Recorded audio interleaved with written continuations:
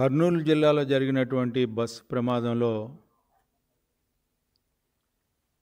మరణించిన కుటుంబాలకి పార్టీ పరంగా ప్రభుత్వ పరంగా సంతాపం తెలియజేయటమే కాకుండా వారి కుటుంబ సభ్యులకి ఈ సందర్భంగా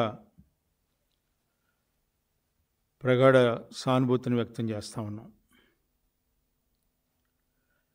జరిగిన దుర్ఘటనకి అందరం కూడా బాధపడుతూ ఉన్నాం. చాలా ఘోర ప్రమాదం జరిగిన సందర్భంలో ప్రభుత్వం వెంటనే స్పందించడమే కాకుండా స్వయంగా ముఖ్యమంత్రి గారు దుబాయ్లో ఉంటే, అదేవిధంగా ఉప ముఖ్యమంత్రి గారు, మంత్రులందరూ రాంప్రసాద్ రెడ్డి గారు కానీ అనితి గారు కానీ ప్రమాదం జరిగినటువంటి ప్రదేశానికి వెళ్ళటమే కాకుండా సహాయక చర్యలు చేపట్టడంలో యంత్రాంగంతా కూడా కదిలించి సంఘటన మనందరం కూడా చూస్తూ ఉన్నాం. కానీ ఇక్కడ జగన్మోహన్ రెడ్డి గారి పాత్ర గురించి, ఆయన పార్టీ వ్యవహరిస్తున్న తీరు గురించి, వాళ్ళు మాట్లాడే అంశాల గురించి ఈ సందర్భంలో మాట్లాడవలసిన పరిస్థితి రావడం అనేది చాలా బాధాకరం. ఒక పక్కన జరిగిన ప్రమాదం ఘోరమైన ప్రమాదంగా మనం భావిస్తూ,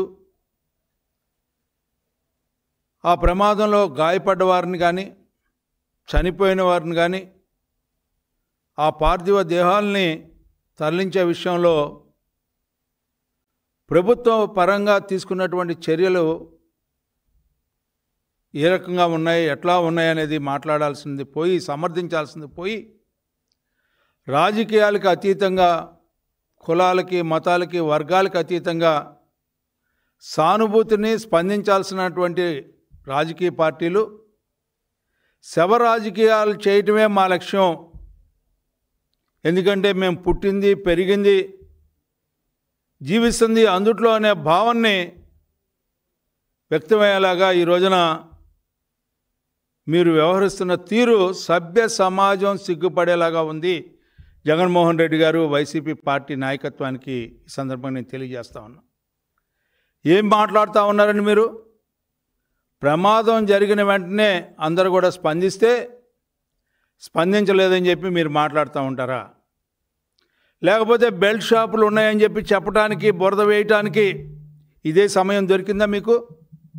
ఇదే సందర్భం అని చెప్పి నేను అడుగుతా ఉన్నా. ఒక పక్కన 1/2 కిలోమీటర్ లోపలికి వెళ్ళి ఎల్లమ్మ లైసెన్స్డ్ షాపులో ఆయన ముందు కొన్నట్టుగా రుజువులు సాక్ష్యాలు ఉంటే, రోడ్డు పక్కన ఈ రోజున బెల్ట్ షాప్ ఉందని చెప్పి చెప్పడానికి ప్రయత్నించే మీరు ఏం చేయబోతా ఉన్నారు? రాజకీయాలని అడ్డు పెట్టుకొని ఎదుటి వారి మీద బురద వేయటానికి ఇదా సందర్భం అని చెప్పి నేను అడుగుతా ఉన్నా.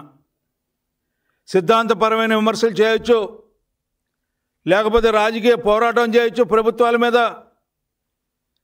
కానీ మరణించిన సందర్భం ఏ రకమైనటువంటి సందర్భం అనేది కూడా చూసుకోకుండా శవాల మీద పేలాలు ఏరుకోవడానికి ప్రయత్నించే నీ నీచమైనటువంటి దుర్బుద్ధి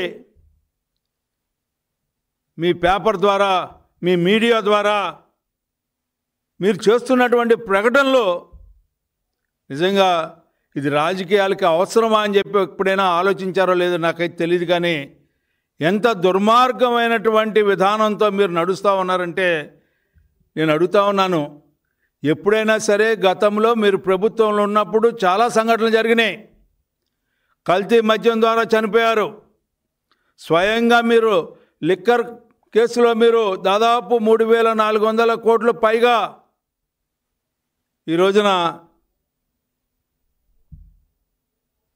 ప్రభుత్వ పరంగా మీరు ఆ రోజున ప్రభుత్వంలో ఉండి ప్రజలకి అన్యాయం చేసినటువంటి, దోచుకున్నటువంటి సంఘటన ఈ రోజున ఎంక్వైరీ జరుగుతూ ఉంది. వీళ్ళన్నింటినీ పక్కదావ పట్టించడానికి ఇదేనా సందర్భం అని చెప్పి నేను అడుగుతా ఉన్నా. దీనిపైన మాట్లాడేదని చెప్పి నేను అడుగుతా ఉన్నా. ఏ రకంగా మీరు ఈ రోజున ఈ సందర్భాన్ని మీరు పునస్కరించి మాట్లాడుతున్నారు నాకైతే తెలియదు. కానీ లేని నిజాన్ని ఉన్నట్టుగా మీరు చెప్పాలనే ప్రయత్నం దేనికి మీరు ప్రయత్నిస్తున్నారో నాకు అర్థం కావట్లా. ఈ రోజున పోలీసులు పనిచేయలేదని ఒక పక్కన చెప్తా ఉన్నారు. అక్కడున్న ప్రజానీకం కానీ లేకపోతే అక్కడున్న యంత్రాంగం కానీ లేకపోతే అక్కడున్న ఎవరైతే దీనికి సంబంధించినటువంటి స్పందించాల్సినటువంటి ప్రభుత్వ యంత్రాంగం కానీ అక్కడున్న కూటమి నాయకత్వం కానీ లేకపోతే మంత్రులందరూ కూడా స్పందించిన తీరుని మనం గమనించాల్సిన అవసరం ఉంది. దాన్ని కూడా మీరు పక్కదావం పట్టించడానికి రకరకాలుగా పర్మిట్లు లేదనో లేకపోతే లైసెన్సులు లేదనో లేకపోతే ఇంకోటి లేదనో ఫిట్నెస్ లేదనో ఇవన్నీ దేనికి మాట్లాడుతున్నారని చెప్పి నేను అడుగుతా ఉన్నా. ఏ ప్రాపకం కోసం మీరు మాట్లాడుతూ ఉన్నారు? ఎవరిని మోసపుచ్చడానికి ప్రయత్నిస్తూ ఉన్నారు? అంటే నిజాలు చెప్పే అలవాటు మీకు లేదనేది ప్రజలు ఆల్రెడీ నమ్మారు. అందుకనే మీకు 164 సీట్లు ఇచ్చినటువంటి ఘనత ఈ రాష్ట్రానికి దక్కిందని చెప్పి మీ ద్వారా ఈ సందర్భాన్ని గుర్తు చేస్తూ ఉన్నా. అయినా కూడా మోకాలికి బోడిగుండికి ముడేయటానికి ప్రయత్నించే మీ ప్రయత్నం కొనసాగదయ్యా జగన్మోహన్ రెడ్డి గారు. వైసీపీ నాయకత్వానికి కూడా నేను హెచ్చరిస్తూ ఉన్నా. ఎందుకు మీరు ఈ రకమైనటువంటి బురద జల్లే కార్యక్రమానికి నాంది పలుకుతూ ఉన్నారు? ఈ సంవత్సరాల కాలం నుంచి నేను గమనిస్తూ ఉన్నా. ప్రతి అంశంలో కూడా పోలవరం విషయంలో అదే మాట్లాడుతూ ఉంటారు, కాపర్ డ్యామ్ గురించి, లేకపోతే అమరావతి గురించి అదే మాట్లాడుతూ ఉంటారు. లేకపోతే ఏది వచ్చినా కూడా ఈ రోజున మీరు ఏదో ఒక రకమైనటువంటి బురద వేయటానికి నిన్నటిదాకా మీరు ఉద్యోగస్తులకి న్యాయం చేయట్లేదని మాట్లాడారు. ఒక డిఏ ఇచ్చేటప్పుడు మళ్ళీ దాంట్లో నోరు మూసుకున్నారు. దాన్ని కూడా మళ్ళీ పక్కదావ పట్టించడానికి ప్రయత్నించారు. మోసం చేస్తున్నాడు చంద్రబాబు నాయుడు గారు అని చెప్పి మోసం చేయడం చంద్రబాబు నాయుడికి పెద్ద ఆర్ట్ అని చెప్పి చెప్పడానికి ప్రయత్నిస్తారు. దేనికన్నా మీలాగా మోసం చేయటం అనేది మీకు పుట్టుకతో వచ్చింది అని చెప్పి ప్రజలందరికీ అర్థమవుతూ ఉంది. మీరు హత్యా రాజకీయాలు, మీరు అంతేకాకుండా అరాచకాలు, దోచుకోవటం, ఇవాళ ప్రభుత్వ ధనాన్ని ఏ రకంగా దోచుకోవచ్చు అనేది మీ ద్వారా తెలిసినటువంటి విద్య. ఇంకెవ్వరికీ అర్థం కానటువంటి దోచుకున్నటువంటి అన్నీ కూడా ఈరోజు వివరాలు బయటకు వస్తూ ఉన్నాయి. ఒక్కొక్కటి కూడా అక్రమ మద్యం, ఏ రకంగా మీరు ఇక్కడ ఈ రాష్ట్రంలో మద్యం కల్తీ చేయటమే కాకుండా మద్యం ద్వారా ఈ రోజున డబ్బును దోచుకున్నటువంటి విషయం ఈ రోజున అందరూ ప్రజలు గమనిస్తూ ఉన్నారు. ఎంక్వైరీ పోతూ ఉంది. అంతేకాకుండా ఈ రోజున ప్రతి అంశంలో కూడా మీరు ఎక్కడికి ఏది చూసినా కూడా ఈ రోజున శవరాజకీయాలు చేయాలని మీరు ప్రయత్నిస్తూ ఉన్నారు. కనీసం మీరు వెళ్ళేటప్పుడు పాదయాత్రకో దేనికో మీరు పరామర్శించడానికి సత్తెనపల్లి మా జిల్లాలో వచ్చిన సందర్భంలో మీ కారు కింద ఒకళ్ళు పడిపోతే కనీసం ఆగకుండా మానవత్వం లేకుండా మీరు ఆ వ్యక్తి మీద కారును నడిపినటువంటి దుర్మార్గమైనటువంటి నీచమైనటువంటి నికృష్టమైనటువంటి రాజకీయాల్లో మీరు కొనసాగుతున్నారు. మీరు మమ్మల్ని, ఈ ప్రభుత్వాన్ని, ఈ పార్టీని విమర్శించే స్థాయికి వచ్చారంటే ఎంత దుర్మార్గమయ్యా అని చెప్పి నేను అడుగుతా ఉన్నా.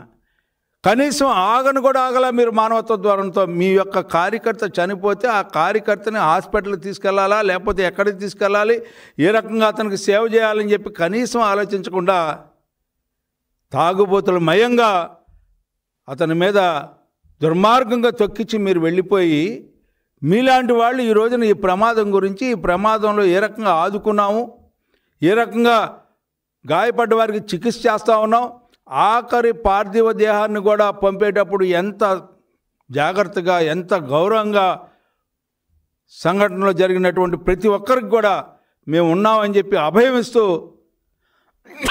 ఈ రోజున మేము ముందుకు వెళ్తామంటే దాన్ని నువ్వు తప్పుదావ పట్టించడానికి ప్రయత్నిస్తున్నటువంటి జగన్మోహన్ రెడ్డి గారు, ఈరోజు నేను ప్రభుత్వాన్ని డిమాండ్ చేస్తూ ఉన్నా. ఈ రకమైనటువంటి పేపర్లో తప్పుడు ప్రచారాలు చేస్తున్నటువంటి పేపర్ల మీద, అదేవిధంగా ఎలక్ట్రానిక్ మీడియా మీద, అదేవిధంగా ఎక్సైజ్ మీద కూడా వీళ్ళు చేసే దుష్ప్రచారం మీద పోలీసు వారు అదేవిధంగా ఎక్సైజ్ వారు వీరి మీద చర్యలు తీసుకోవాల్సిన అవసరం ఉంది, కేసులు పెట్టాల్సిన అవసరం ఉందని చెప్పి, అంతేకాని వీళ్ళని క్షమించి ఏదో మాట్లాడారులే అని చెప్పి రాజకీయ పార్టీలు అని చెప్పి మీరు వదిలేస్తే ఇది సమాజానికి నష్టం అని చెప్పి ప్రభుత్వాన్ని డిమాండ్ చేస్తూ వీళ్ళ మీద చట్టపరమైనటువంటి చర్యలు తీసుకోవడానికి ఏ రకమైనటువంటి విధానం ఉందో ఆ రకమైన విధానాన్ని అవలంబించి వీళ్ళ మీద కేసులు పెట్టాల్సినటువంటి అవసరం ఉందని చెప్పి డిమాండ్ చేస్తూ సెలవు తీసుకుంటా ఉన్నా.